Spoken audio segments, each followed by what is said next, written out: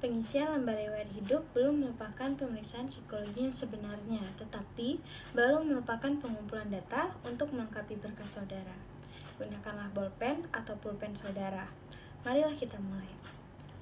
Isilah nomor pemeriksaan saudara di sebelah kanan atas lembar itu. Lanjutkanlah dengan tanggal pemeriksaan, yaitu tanggal 2 bulan Juni dan tahun 2024. Kemudian, isilah nama lengkap saudara dengan huruf cetak. Tidak boleh ada singkatan. Jadi, kalau nama saudara R. Bagio, harus ditulis lengkap. Apakah Raden Bagio atau Rudi Bagio? Gelar kesarjanaan dituliskan di belakang nama. Misalnya, Raden Bagio, Dr. MSc. Silakan. Selanjutnya, boleh ditulis dengan huruf biasa. Tidak perlu huruf cetak. Isilah tempat lahir dan tanggal lahir, yaitu kota di mana saudara dilahirkan, serta tanggal, bulan, dan tahun lahir saudara. Jenis kelamin, coret yang tidak perlu. Agama, isilah agama saudara. Status, coret yang tidak perlu. Alamat, diisi alamat lengkap saudara beserta nomor telepon jika ada. Jangan lupa menuliskan kode posnya. Nama ayah, isilah nama lengkap ayah jika ayah Anda sudah meninggal. Tulislah almarhum di antara kurung di belakang nama ayah.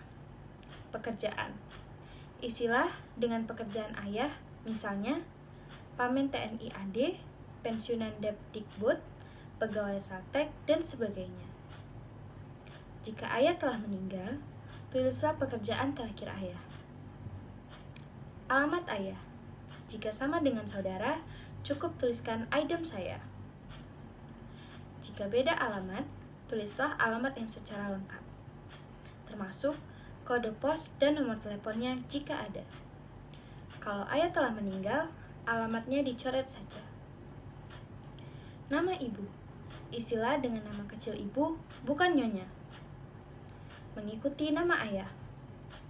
Jika telah meninggal, tulislah almarhumah di antara tanda kurung.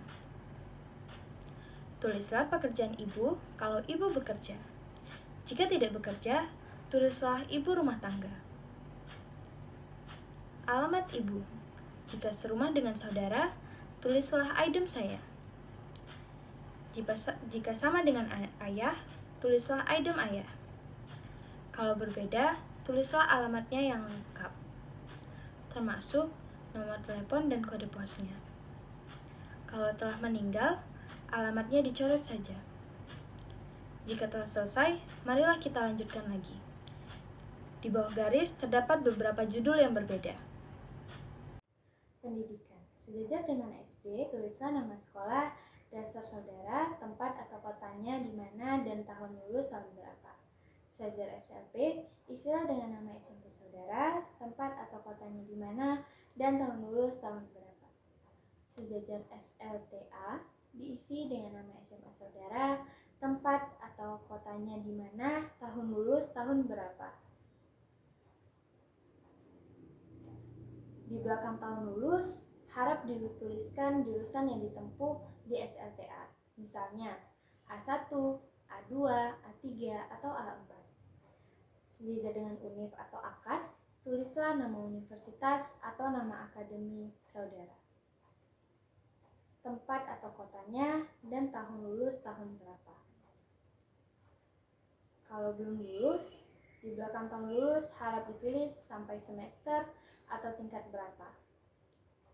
Jika ada jurusan, silakan ditulis di belakang tahun lulus. Kursus atau upgrading. Apabila saudara pernah mengikuti kursus, tulislah 3 kursus utama yang pernah diikuti.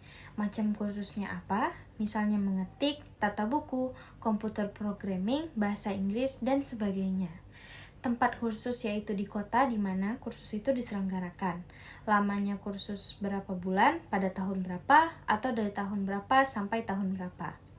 Dan instansi penyelenggaraannya siapa, misalnya LPKIA, Triad, les privat, dan sebagainya. Jika tidak pernah mengikuti kursus, harap dicoret seluruhnya. 3. Pengalaman bekerja. Bagi saudara yang pernah bekerja pada instansi tertentu, tulislah pengalaman kerja yang penting saja. Nama instansi tempat saudara bekerja, tempat dan kotanya di mana, jabatan saudara apa, dan lama kerja berapa bulan pada tahun berapa atau dari tahun berapa sampai tahun berapa. Kalau belum pernah bekerja, harap saudara coret semuanya. Yang keempat, kehidupan berorganisasi. Bagian ini hanya diisi kalau saudara pernah ikut aktif dalam sesuatu organisasi di luar sekolah. Misalnya, pramuka, karang taruna, organisasi olahraga, dan sebagainya. Untuk organisasi di lingkungan sekolah yang keanggotaannya otomatis, hanya diisi kalau saudara menjabat sebagai pengurus seperti misalnya pengurus OSIS atau senat mahasiswa dan sebagainya. Tulis 3 organisasi yang saudara anggap penting yang pernah diikuti. Istilah nama organisasi saudara, jabatan saudara sebagai apa, lamanya berapa bulan pada tahun berapa atau dari tahun berapa sampai tahun berapa, dan tempat atau kota di mana organisasi itu berada. Sekarang, balikkanlah lembar riwayat hidup itu, marilah kita lanjutkan. Yang kelima, olahraga.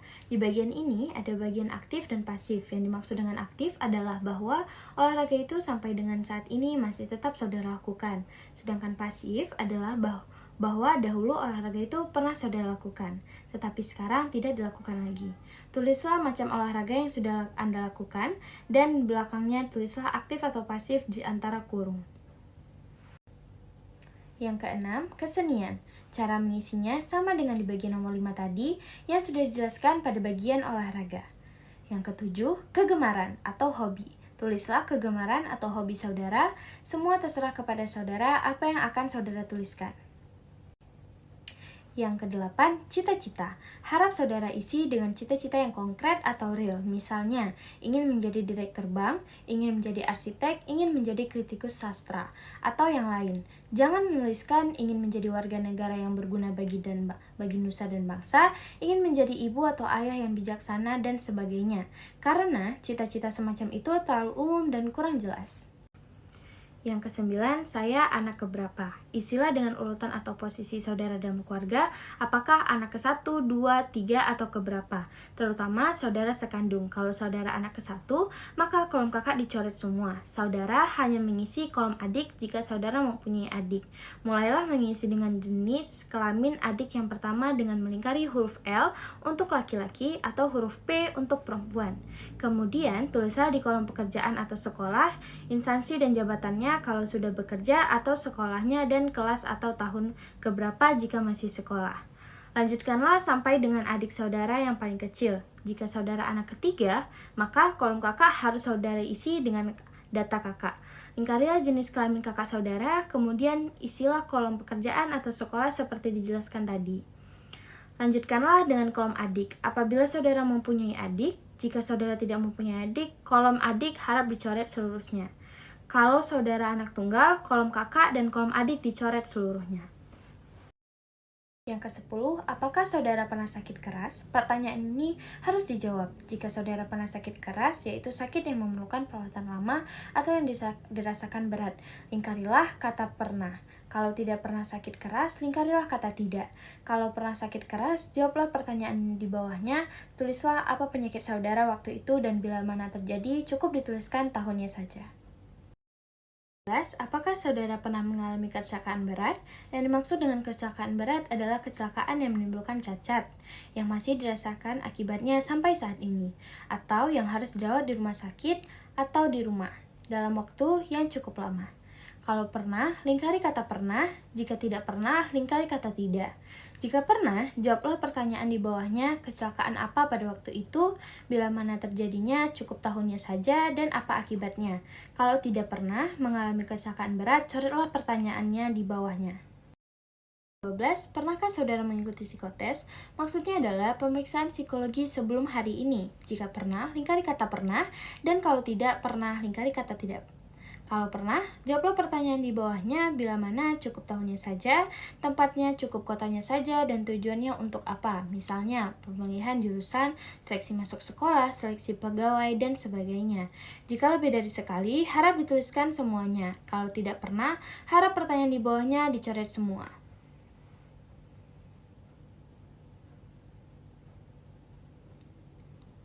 Jika sudah selesai, di bagian bawah garis silahkan ditulis Banda Aceh tanggal 2 bulan Juni tahun 2024, kemudian saudara bubuhi tanda tangan. Tidak usah diberi nama jelas lagi. Baiklah saudara-saudara, pengisian lembar riwayat hidup selesai. Letakkan alat tulis saudara, telitilah kembali isiannya. Jika sudah selesai, letakkan lembar riwayat hidup itu di sisi meja yang kosong untuk dikumpulkan. Sekarang, kita akan mulai dengan pemeriksaan psikologi yang sebenarnya.